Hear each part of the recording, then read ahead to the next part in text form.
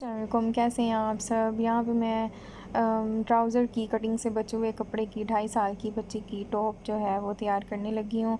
ये मेरे ट्राउज़र की साइड की कटिंग है और एक मेरे पास छोटा सा प्लेन पीस जो है वो सादा बचा था। यहाँ पे मैं जो है साइड ट्राउज़र की कटिंग के 2 जो हिस्से हैं उनमें से एक हिस्सा अलग करूँगी। उसमें से मैं अब अपनी योक के लिए कपड़ा निकाल रही हूँ, जिसकी मैंने चौड़ाई जो है वो 14 इंच ली है और लंबाई मैंने 5 इंच ली है। लंबाई मैंने इसकी इसलिए थोड़ी ली है क्योंकि इसके ऊपर हमने स्ट्रिप्स लगानी है। दूसरी साइड से भी मैं 5 इंच पे निशान लगाकर कटिंग कर लूँगी।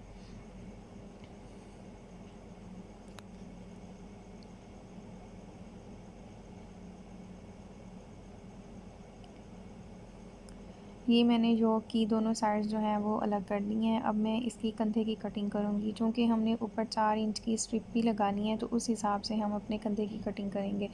चौड़ाई यहाँ पे मैंने 5.5 इंच ली है और जो कंधे की लंबाई है वो मैं 3.5 इंच ले रही हूँ। 3.5 इंच पे मैं इस तरह से गोलाई का निशान लगाकर कंधे की कटिंग कर लूँगी। स्ट्रिप्स लगाने के बाद हमारे पास ये तकरीबन 7 इंच जो है वो कंधा आ जाएगा।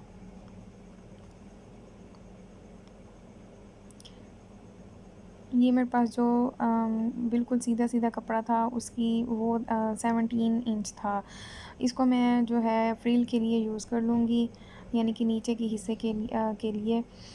इसको मैंने सेंटर में से कट कर दिया है, जिसकी लंबाई जो है वो अब 8 इंच रह गई है।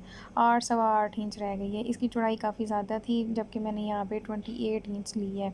अब मैं एक सीधी पट्टी काटूँगी, उसको बराबर कर लूँगी और उसको फ़ोल्ड करके मैं अपने योक के जो कंधे हैं आगे पीछे इनके ऊपर इस तरह से पट्टी लगा लूँगी।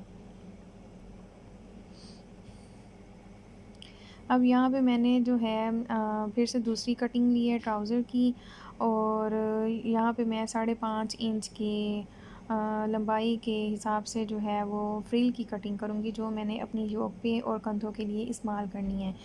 यहाँ पे मैं 5.5 इंच के फासले पे निशान लगाकर बराबर से इसको कटिंग कर लूँगी। लेकिन हमें योक की फ्रिल के लिए कपड़ा जो है वो यानी कि जो पट्टी है वो हमें ज़्यादा चाहिए। यहाँ पे ये मेरी पट्टी थोड़ी है, तो जो मैंने फ्रिल के साइड से कपड़ा बचाया था उसको इसके साथ जोड़ लगाकर बराबर करके काट लूँगी। इससे मेरी जो है वो पट्टी की लंबाई जो है 32 से 36 इंच थी। यहाँ पे मैंने कंधे के ऊपर पट्टी लगाकर उसको फ़ोल्ड कर लिया है। अब मैं इसको इस तरह से फ़ोल्ड करके कट लगा दूँगी। कट लगाने के बाद जो ये मैंने फ्रिल के लिए पट्टी तैयार की थी उसको मैं फ़ोल्ड करके सिलाई का मार्जिन रखने के बाद उसको दोबारा फ़ोल्ड करके साइड पे सेंटर में कट लगा दूँगी। अब यहाँ पे आप गौर से देखें कि योक पे मैंने जो सेंटर पे कट लगाया था और जो फ्रिल वाली पट्टी के सेंटर पे हमने कट लगाया था, उन दोनों सेंटर्स को आपस में मिला देना है और उसके ऊपर सिलाई लगा देनी है।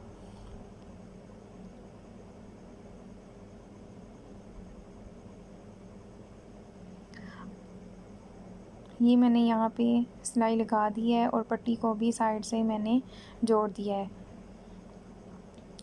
अब मैंने जो है वो ज़ीरो साइज़ लास्टिक लेनी है और उसकी चौड़ाई के मुताबिक यहाँ से फ़ोल्ड मैंने कर लेना है। फ़ोल्ड करके सिलाई लगा लेनी है और थोड़ा सा लास्टिक डालने के लिए जगह खुली छोड़ देनी है।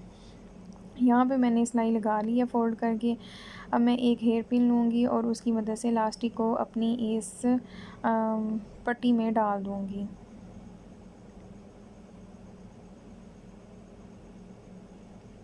अगर आपके भी इस तरह के बचे हुए कपड़े हैं तो आप भी इस तरह की डिज़ाइनिंग जो है कर सकती हैं। ये बच्चियों को बहुत प्यारी लगती है गर्मियों में।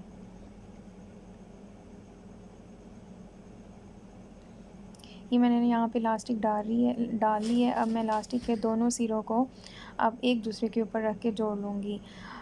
यहाँ पे मैंने लास्टिक की चौड़ाई आपको बताई नहीं है। यहाँ पे मैंने लास्टिक की जो लंबाई थी वो मैंने 25 इंच ली थी।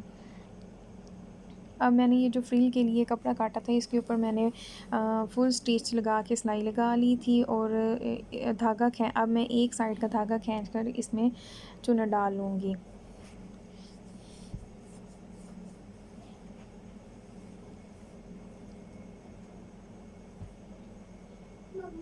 ये मैंने आगे पीछे की फ्रिल की चुनर्स जो हैं वो डाल ली हैं।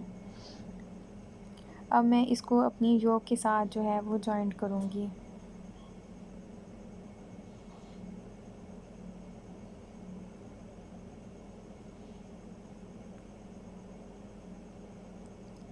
यहाँ पे मैंने फ्रिल को आगे पीछे करके जॉइंट कर लिया है। अब मैं यहाँ से फ्रिल को ऊपर करके कंधे से नीचे तक की सिलाई लगाऊंगी। यहाँ पे मैंने सिलाई भी लगा ली है। अब मैं अपनी टॉप को जो है वो सीधा करूँगी और फिर से मैं 2 स्ट्रिप्स लूँगी जिसकी चौड़ाई जो है वो 2 इंच के तकरीबन करीब है और लंबाई मैंने यहाँ पे 12 इंच ली है। इसको मैं इस तरह से फ़ोल्ड करके सिलाई लगा दूँगी और एक डोरी की तरह इन्हें सीधा कर लूँगी। यहाँ पे मैंने अपनी पट्टी को सिलाई भी लगा लिया और सीधा भी इसको कर लिया है। अब मैं अपने कंधे से 2 उँगलियों के फ़ासले पे इसको सिलाई लगा दूँगी और दूसरी स्ट्रिप्स को दूसरी साइड से 2 उँगलियों के फ़ासले पे मैं सिलाई लगाऊँगी और इसी तरह हम दूसरी साइड पे भी सिलाई लगा देंगे।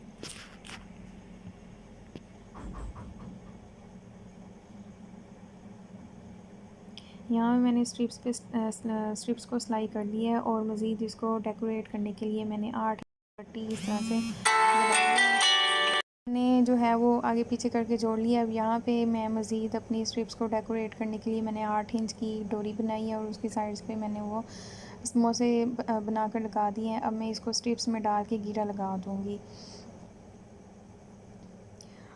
अब यहाँ पे मैं अपनी टॉप की जो है वो लेंथ देखूँगी जो कि मेरे पास जो है वो 15 इंच आई है, लेकिन मुझे 17 इंच तैयार करनी है। अब मैं मज़ीद अपने पास बचे हुए जो है वो पीस देखूँगी, तो मेरे पास इस तरह के पीस बच गए थे। अब यहाँ पे मैं देखूँगी कि मेरे पास कितनी मज़ीद चौड़ाई आ सकती है, तो मेरे पास यहाँ पे 3 इंच आई है। अब मैं ना यहाँ पे इसको 3 इंच की चौड़ाई के हिसाब से इसकी कटिंग कर लूँगी। ये बेशक ये ओरेब में ये पट्टी मेरे पास है, लेकिन हमने जो चूँकि इसको नीचे अपनी फ्रिल के नीचे करके लगानी है, तो ये उस हवाले से ठीक लगेगी। अब इस तरह से मैंने एक और भी पट्टी ढूँढी है और उसको उसके पहली वाली पट्टी के हिसाब से कटिंग कर लूँगी और इनको आपस में जोड़ लूँगी। आपस में इनको जोड़ के मैं फ्रिल के इसको नीचे वाले हिस्से पे जोड़ लगा दूँगी, लेकिन ये जोड़ नहीं लगेगा, ये भी फ्रिल के साथ मैच होके हल्की सी फ्रिल इसमें भी चुनट आ जाएगी और ये प्यारी लगेगी। ये उरेब है लेकिन इसका कोई मसला नहीं। अब मैं इस पट्टी की एक साइड को फ़ोल्ड भी कर लूँगी।